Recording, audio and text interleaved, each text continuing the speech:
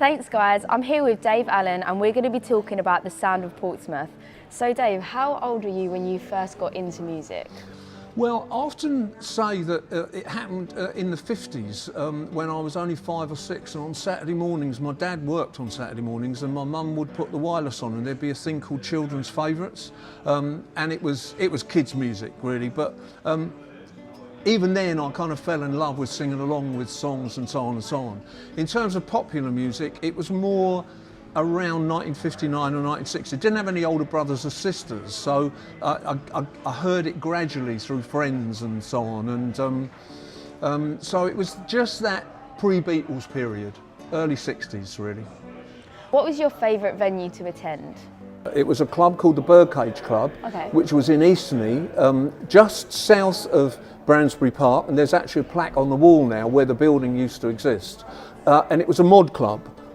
It was kind of at the heart of the mid-60s mod culture, and I was 15, 16. Do you have like an act that you've seen in Portsmouth that you'd say is your favourite, or a few acts? Well, there was a very special first one, the first really important live band I ever saw. I might have seen a little band at a youth club before that, I can't really remember. But the first band I bought a ticket for and I'd heard of and that were making records was at the Guildhall in March 1963, just as they were having their first #1 hit. I saw the Beatles, which was quite incredible. They weren't even top of the bill.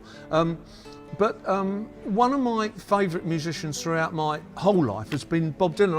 I got a poster here, and this is about Bob Dylan playing in Portsmouth in the year 2000. So the tickets are there and the schedule of the tour. And if you look at the schedule of the tour, he's playing at Glasgow, Newcastle, Birmingham, Sheffield, London, Wembley Arena.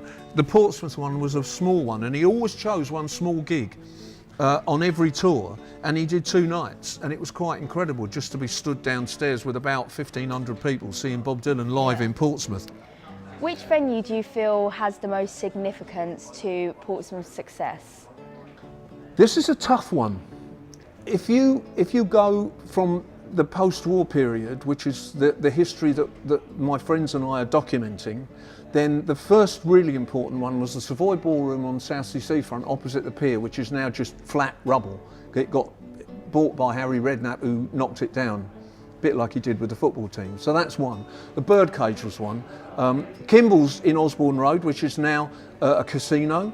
And at one time, the Tricorn, which is also flat rubble. It's the car park as you drive into the city. It was a famous piece of architecture that got knocked down a few years ago. But at one time, that was quite important. I suppose running through it really, perhaps the Guildhall. How do you feel about the Portsmouth music scene right now? Well, I'm still involved in it as a performer, but very much, you know, at the age of 65, very much on the edge, and not in the heart of what 18, 19, 20-year-olds are doing. And I'd have to confess that I'm not completely knowledgeable about that. I'm aware that there are still quite a lot of decent bands around. I think the biggest issue in comparison with when I was growing up at that age in the 60s is that there aren't enough venues for people to play at. You know, I mean, we used to play at a lot of youth clubs and a lot of schools and a lot of church halls, and I think many of them have gone. We used to play in many pubs, and certainly a lot of those have gone. If you could summarise the history of Portsmouth music in just one word, what would that one word be? One word. Gritty. Gritty. Gritty. It's the grit in the oyster that produces the pearl. That's all the questions I have for you today. Thank you so much for your time. That was a brilliant insight into the sound of Portsmouth, and it was so nice to meet you, Dave. Thanks, Devon. Bless you. Back to you guys in the studio.